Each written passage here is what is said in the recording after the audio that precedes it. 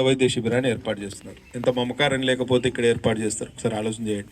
రసజ్ఞ గారు ఒక నెల రోజుల క్రితం నాకు ఫోన్ చేసినప్పుడు నేను చెప్పిన 15 అయితే మనకు పండగ అవుతుంది, పండగ తెల్లారి పెట్టుకోండి. ఎందుకంటే అందరు కూడా స్టూడెంట్స్ కూడా ఇండ్లు విజిట్ చేయడానికి, వాళ్ళ గ్రామాలు విజిట్ చేయడానికి ఉంటారు.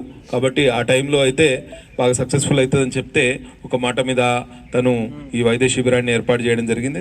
ఆరోగ్యం కూడా చాలా ఇంపార్టెంట్, చాలా ప్రాముఖ్యత ఉన్నది అనే విషయం చాలామందికి తెలియదు.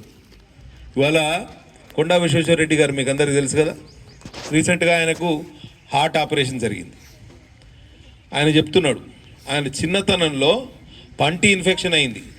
ఇన్ఫెక్షన్ అయితే ఏమైంది, ఇన్ఫెక్షన్ ద్వారా ఈ పంటలో ఏదైతే బ్యాక్టీరియం కూర్చుంటుందో అది గుండె కవాటాలకు కూడా హాని చేస్తుంది.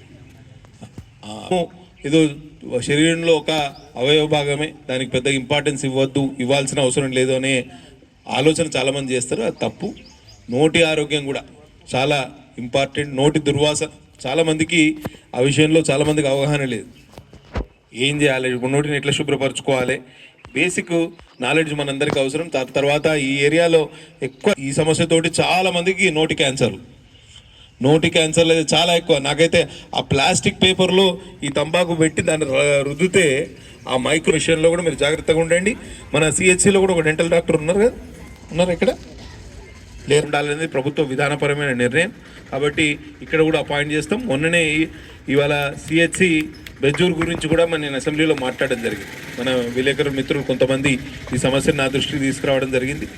ఏదైతే అక్కడ సామాజిక ఆసుపత్రుల గురించి మాట్లాడడానికి నాకు అవకాశం వచ్చినప్పుడు నేను చెప్పిన 2018-19లోనే శంకుస్థాపన చేసినారు, కానీ ఇంకా బిల్డింగ్ మొదలు పెట్టలేదు. అది ల్యాబ్స్ అయిపోయినాయి డబ్బులు. మళ్ళీ మీరు కొత్తగా మంజూరు చేయాలని నేను మంత్రి గారికి చెప్తే మంత్రి గారు ప్రిన్సిపల్ సెక్రటరీ డాక్టర్ క్రిస్టినా అని ఉన్నది మాకు సీనియర్ కాలేజీలో, మొత్తం దీని అన్ని మెడికల్ అండ్ హెల్త్ చూస్తుంది, వారు తప్పకుండా మంజూరు చేస్తామని హామీ ఇచ్చారు.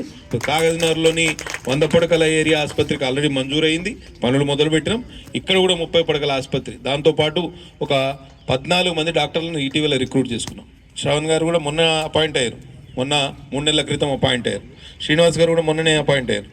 వీళ్ళందరూ చాలామంది లోకల్లో కాంట్రాక్ట్ డాక్టర్స్. ఎందుకంటే పర్మనెంట్ డాక్టర్స్ దొరకాలి, వాళ్ళు ఎక్కడి నుంచో రావాలి, ఇక్కడ ట్రాన్స్ఫర్ అయితే ఇక్కడ వచ్చి పనిచేయడం చాలా ఇబ్బంది. లోకల్ డాక్టర్స్నే మనం కాంట్రాక్ట్ ప్రాతిపదికన మనం అపాయింట్ చేసుకుందామని కలెక్టర్ గారితో మాట్లాడితే వారు అనుమతి ఇచ్చారు. కాబట్టి పెద్ద ఎత్తున వైద్య సేవలు అందాలి. మీరు ప్రతి విషయానికి చీటికి మాటికి కాకినాడ పోవాలి, లేకపోతే కౌటాల పోవాలి అనే ఆలోచన. చాలామందికి కిడ్నీ వ్యాధులు చాలా ఎక్కువ ఉన్నాయి, కిడ్నీ సమస్యలు చాలామందికి ఉన్నాయి. క్రానిక్ కిడ్నీ డిసీజ్ అంటారు, దీర్ఘకాలికంగా కిడ్నీ వ్యాధి ఉన్న వాళ్ళు చాలామందికి ఇక్కడ ఉన్న వారిని మంజూరు చేయించడం జరిగింది. సమస్య ఏమొచ్చిందంటే అక్కడ పిహెచ్సి ప్రాథమిక ఆరోగ్య కేంద్రంలో డయాలసిస్ సెంటర్ పెట్టలేము నుంచి దాన్ని సామాజిక ఆసుపత్రిగా అప్గ్రేడ్ చేయించి అక్కడ ఇవాళ డయాలసిస్ సెంటర్ను మంజూరు